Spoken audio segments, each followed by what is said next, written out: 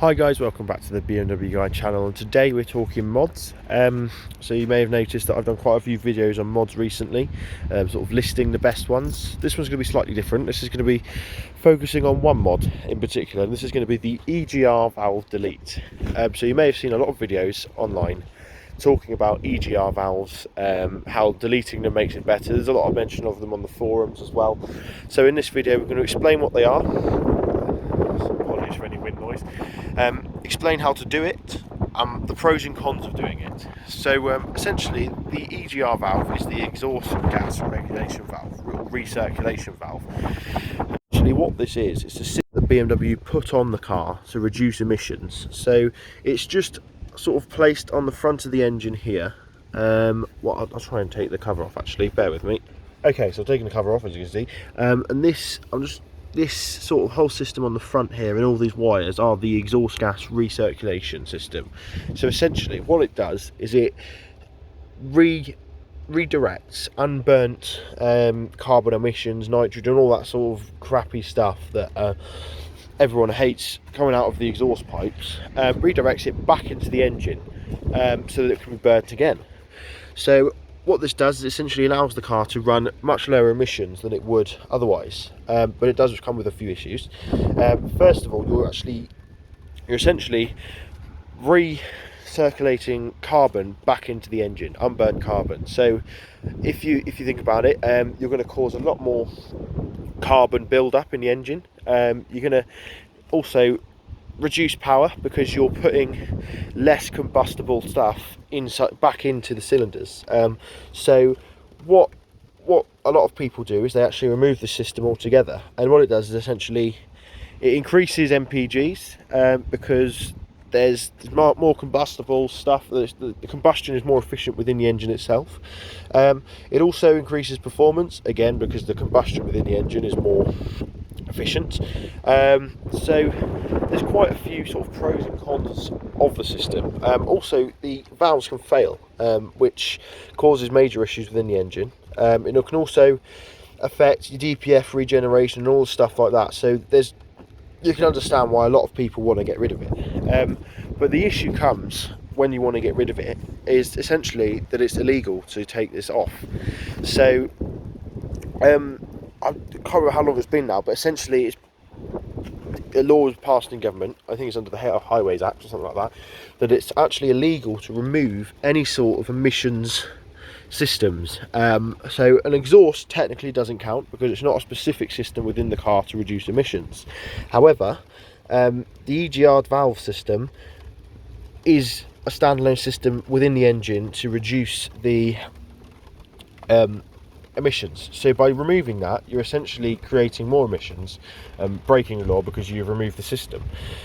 So there's quite a lot of talk that the benefits far outweigh the cons, but the main issue is getting it through an MOT. So if you've got a nice friendly local garage that you know quite well, quite often you'll see EGR deleted cars going through the MOT without issue. Whether that's right or not would be down to what you think, but in my line of work I've done quite a bit of work with the Driving Vehicle Standards Agency on various jobs, etc. And essentially if you get caught in one of their checkpoints, they are legally allowed to inspect your car, and if they find that EGR system has been removed, they can prohibit your car immediately, which means that you either have to get it recovered or you have to fix it there and then. So obviously if you've removed your EGR system, you will not have it back on you, so you will not be able to fix it, and it's not a simple fix either.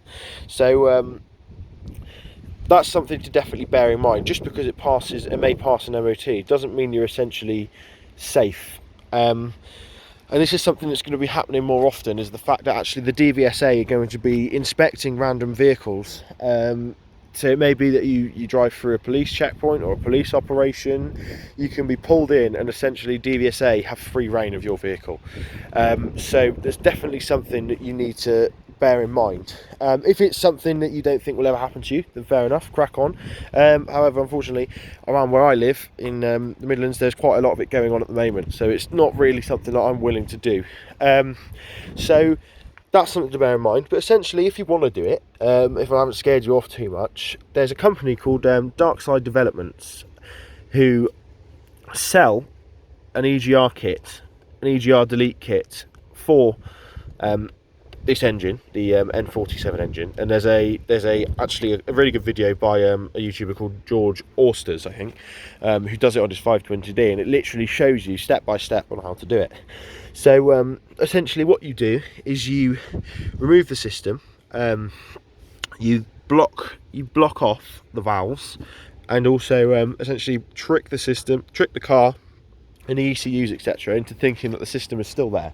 So it's very, very simple. It costs about 50 quid and does give quite a bit of performance gain. However, unfortunately, there's always the stipulation in the contract by the tuning companies that obviously you will never use this on road, etc. So yeah, bear that in mind when you're looking into it.